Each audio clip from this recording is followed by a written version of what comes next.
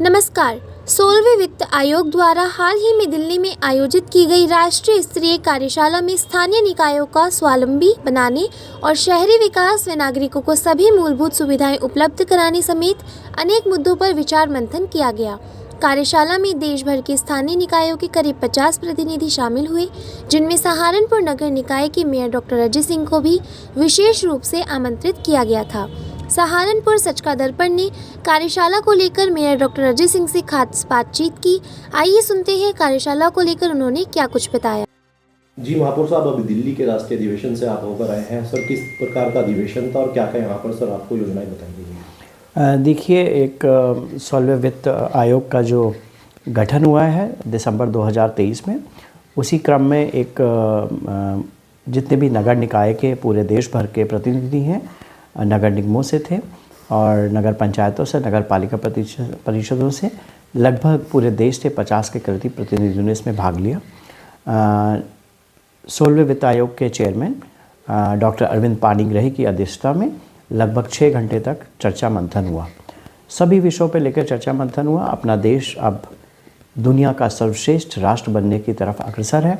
इस दिशा में शहरी क्षेत्रों में घनत्व भी बढ़ेगा, आबादी का शहरीकरण होगा और नए नए क्षेत्र शहरों में जुड़ेंगे। शहरों में रहने वाले जो लोग हैं उनको सुख सुविधा मिले, उनका जीवन सरल हो, उनका जीवन खुशहाल हो, ताकि जो हमारी देश की आर्थिक व्यवस्था है, शहर, उसकी जीडीपी का जो एक बहुत बड़ा हिस्सा है, लगभग 60% का हिस्सा है, वह शहरों से आता है। तो शहरों के विकास को लेकर सबने चिंता मंथन किया। अनेक विषय थे जिन पर चिंतन हुआ, या मैं कहूँ हर विषय था जिस पर चिंतन हुआ। कैसे जो ULGs हैं, जो शहरी निकाय हैं, उनकी सरकारें हैं शहरी निकायों की, कैसे वे स्वावलंबी बने और अपना धन अर्जन कैसे करें और कैसे वह अपने आप को खुद चलाने की व्यवस्था करें, इस पर विस्तृत चर्चा हुई। जल की निकासी को लेकर सब लोगों में पूरे देश भर में चिंता दिखाई दी। तो जल की निकासी को लेकर कैसे व्यवस्था की जाए, जल के संरक्षण को लेकर कैसे व्यवस्था की जाए। आने वाले समय में जब शहरी विकास बढ़ेगा तो एनर्जी का इम्बैलेंस भी आने की संभावना रहेगी। तो सोलर ऊर्जा की तरफ जाकर या ग्रीन एनर्जी की तरफ, रिन्यूएबल एनर्जी की तरफ जाकर कैसे उससे लड़ा जाए, इस पे भी चर्चा हुई। बहुत अच्छी चर्चा ये भी हुई कि शहरी जो निकाय हैं उनको एक तरह की सरकारी गारंटी मिले, सॉवरेन गारंटी मिले, जिससे वे अपने बॉन्ड लॉन्च कर पाएँ, बॉन्ड लेकर पाएँ। उनकी क्रेडिट रेटिंग हो, जिससे विभिन्न संस्थाओं के माध्यम से धन अर्जित करके वे अपने नए नए आयाम स्थापित करें और स्वावलंबी होने की दिशा में, सेल्फ सस्टेनेबल होने की दिशा में कार्य करें। बहुत ही अच्छी चर्चा रही। जो 16वें वित्त आयोग के चेयरमैन हैं वह खुद वहाँ पर थे, सेक्रेटरी फाइनेंस वहाँ पर थे, चारों सदस्य वहाँ पर थे। जनाग्रह जो एक नॉन प्रॉफिट ऑर्गेनाइजेशन है, लगातार शहरी विकास को लेकर कार्य करता है, उनके प्रतिनिधि भी वहाँ पर थे। और बहुत ही एक कहूँ मैं, एक बहुत ही फ्रूटफुल एक तरह की चर्चा हुई। पूरे दिन लगभग 6 से 7 घंटे सेशन चले, जिसमें एक बहुत चर्चा हुई, सबने अपने विचार रखे। उत्तर प्रदेश के सभी महापौरों का प्रतिनिधित्व आप कर रहे थे, ये आपको सौभाग्य से बड़ी एक जिम्मेदारी मिली, कैसे देखते हैं इस जिम्मेदारी को? नहीं, ये जो जिम्मेदारी हमारे को सरकार के द्वारा, शासन के द्वारा दी जाएगी, उसका बहुत ही संजीदगी के साथ, बहुत ही निष्ठा के साथ निर्वहन करेंगे। हमने भी अपनी बात को रखा। एक और भी बात हमने रखी कि जो नगर निकाय की सरकारें हैं, वह देश का जो 3 टायर सिस्टम है उसकी सबसे मजबूत सरकार है, उसकी रीढ़ की हड्डी है। उनको स्वायत्तता मिलनी चाहिए, ऑटोनॉमी मिलनी चाहिए। एक बहुत ही अच्छा विषय चर्चा में आया कि 18 जो गतिविधियां हैं वो नगर निकाय को करनी होती हैं।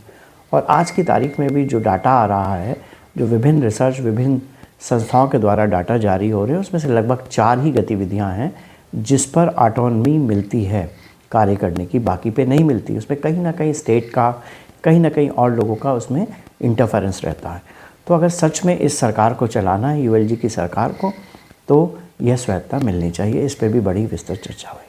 सहारनपुर की ऐसी कौन सी विशेष बात थी जो आपने वहाँ पर चर्चा में उठाई हो, जिस पर लगातार काफ़ी समय से आपके पास शिकायतें भी आ रही हैं?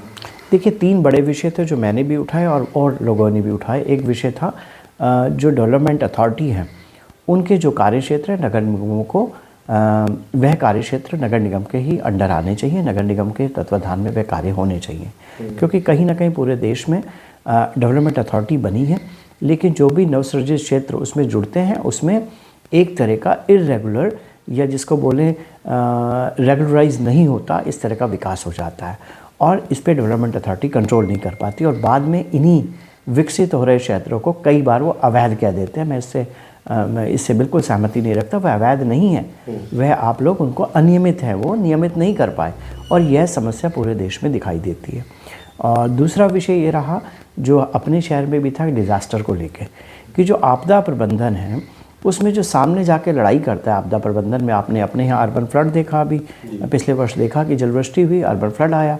दूसरी जगह पे कई बार भूकंप आ जाते हैं, जैसे अभी शिमला के अंदर आपने देखा कि वहाँ पर काफ़ी नुकसान हुआ। सब लोगों ने अपनी बात रखी कि जो आपदा प्रबंधन है उस आपदा प्रबंधन के में अर्थव्यवस्था है, जो आर्थिक स्थितियाँ हैं उसमें भी नगर निगमों को मदद होनी चाहिए जिससे वह फ्रंट लाइन में जाकर आपदा प्रबंधन में मदद कर सके। हमारे नगर से जो नदियाँ निकलती हैं जिसमें कि जलवृष्टि के कारण नुकसान होता है, हम पूरी कोशिश कर रहे हैं कि उसके तटबंध बना पाएँ, हम पूरी कोशिश कर रहे हैं उसकी डिसिल्टिंग डिवीडिंग करा पाएँ, लेकिन हमें सफलता नहीं मिल रही। अगर यह धन आपदा प्रबंधन के द्वारा हमें मिल जाए तो हम स्पेशलाइज्ड एजेंसी के द्वारा इस कार्य को करा सकते हैं। तो यह भी हमने अपना विचार रखा है कि 16वां वित्त आयोग जब अपनी सिफारिशें दे तो इस पर भी सिफारिशें दे।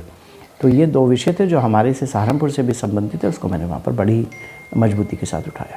सर, देहात विधानसभा के 32 गाँवों को भी नगर निगम में शामिल किया गया, उनको लेकर भी तमाम काफ़ी कमेंट आते हैं, कभी काफ़ी सवाल आपसे भी पूछे जाते हैं कि उनके लिए सर क्या मैंने इस विषय को बड़ी ही मुखरता से उठाया कि जो गांव को जब आप नगर निगम में जोड़ देते हैं, एक होता है गांव को आप नगर पंचायत में जोड़ते हैं, एक होता है गांव को आप नगर पालिका में जोड़ देते हैं, एक होता है नगर पंचायत अपग्रेड होकर नगर पालिका बन गई, और तीसरी तरफ बहुत ही जो अंतर है वो है कि आपने ग्रामीण क्षेत्र को सीधे नगर निगम में जोड़ दिया। तो उनकी जो मूलभूत सुविधा